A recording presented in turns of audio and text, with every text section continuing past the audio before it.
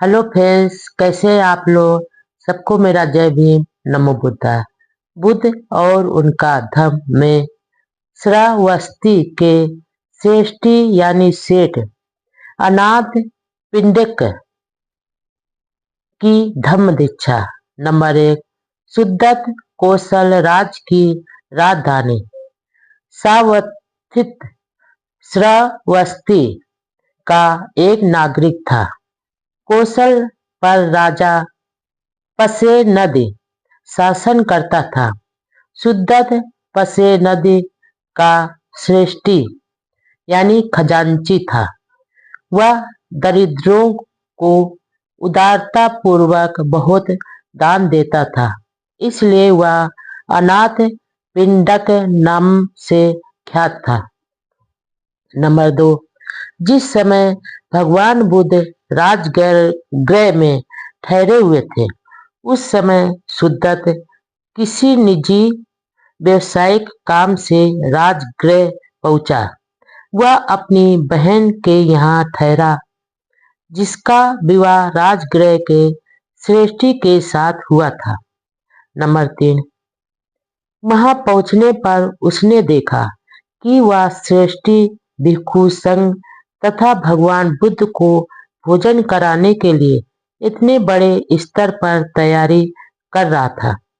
उसने सोचा कि या तो किसी विवाह की तैयारी की जा रही है या राजा को आमंत्रित किया गया है। नंबर 4। जब उसे सत्य की जानकारी हुई तो वह भगवान बुद्ध के दर्शन के लिए अत्यंत अधीर हो उठा और उसी रात भगवान बुद्ध के दर्शनार्थ निकल पड़ा। नंबर 5। और तथागत ने अनाथ पिंडक के हृदय की निर्मलता और उत्कृष्ट गुणों को तुरंत जान लिया और उसका सांत्वना भरे शब्दों में स्वागत किया। अपने आसन पर बैठ जाने पर अनाथ पिंडक ने भगवान द्वारा किसी भी धार्मिक विषय पर सदुपदेश सुनने की इच्छा प्रकट की। नंबर 6। तथागत ने उसकी इच्छा पूर्ति करने के लिए एक प्रश्न किया, कौन है जो हमारे जीवन को मूर्त रूप करता है? क्या यह कोई ईश्वर है, कोई सृष्टि करता है? यदि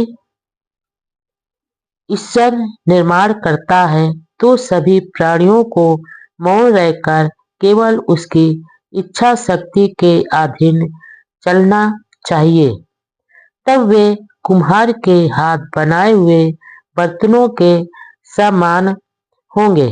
यदि यह संसार ईश्वर द्वारा निर्मित किया गया है तो उसमें दुख, विपत्ति अथवा पाप जैसा कुछ भी नहीं होना चाहिए, क्योंकि दोनों पवित्र और अपवित्र कर्मों का कर्ता वही होना चाहिए। यदि नहीं तो उसके भिन्न कोई और कारण होगा और वही ईश्वर केवल स्व अस्तित्व वाला नहीं होगा। इस प्रकार तुम देखते हो कि ईश्वर के विचार का आधार ही नहीं रहता। नंबर 7। आगे ऐसा कहा जाता है कि जिसका अपना ही आधार नहीं है वह सृष्टि का कारण नहीं हो सकता और हमारे चारों ओर सभी वस्तुओं की उत्पत्ति का कारण कैसे हो सकता है? यदि वह सर्वव्यापक है अर्थात उनमें समाया हुआ है, तो फिर वह निश्चित रूप से उनका निर्माता नहीं है। नंबर 8। फिर यह भी कहा जाता है कि आत्मा से ही उत्पत्ति हुई है। यदि आत्मा ही निर्माता है तो उसने सभी वस्तुओं को सुख देने वाला क्यों नहीं बनाया? दुख और सुख की घटनाएं वास्तविक सत्य है, वे आत्मा की कृत कैसे हो सकती है? नंबर 9। यदि तुम यह तर्क देते हो कि ना कोई सृष्टि करता है, ना भाग्य और ना कहीं कोई हेतु प्रत्यय है, तो फिर जीवन को सही स्वरूप प्रदान करने का क्या लाभ होगा और साधनों का सही निष्कर्ष की दिशा में उपयोग करने का कोई प्रयोजन नहीं रहेगा। नंबर 10, इसलिए हमारा तर्क है कि जो भी चीजें अस्तित्व में हैं, वे सब हेतु के बिना नहीं हैं, ना ही ईश्वर है, ना ही ब्रह्मा, ना ही आत्मा द्वारा और ना ही बिना हेतु के चीजें निर्मित होती है।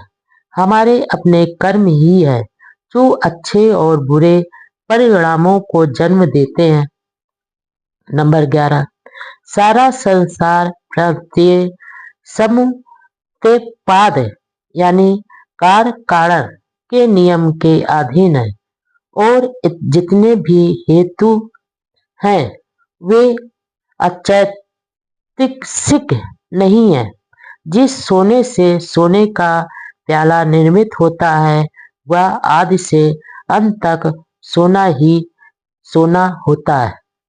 नंबर 12, इसलिए हम ईश्वर और उससे प्रार्थना करने संबंधी मिथ्या धारणाओं का त्याग करें। हम व्रत की सूक्ष्म काल्पनिक उड़ानों में ना उलझे रहें। हम आत्मा और आत्मार्थ से मुक्त हों क्योंकि सभी चीजें सहेतुक हैं।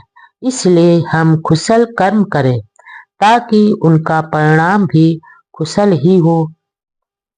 नंबर 13, अनाथ पिंडक बोला, तथागत ने जो भी कहा है उसमें मैं सत्य को देख रहा हूँ और मैं अपने मन को जागृत करना चाहता हूँ। मेरी बात को सुनकर अब भगवान मेरा मार्गदर्शन करें कि मुझे क्या करना चाहिए। नंबर 14, मुझे जीवन में बहुत काम काज रहता है और बहुत अधिक धन प्राप्त होने के कारण मैं चिंताओं से घिरा रहता हूँ।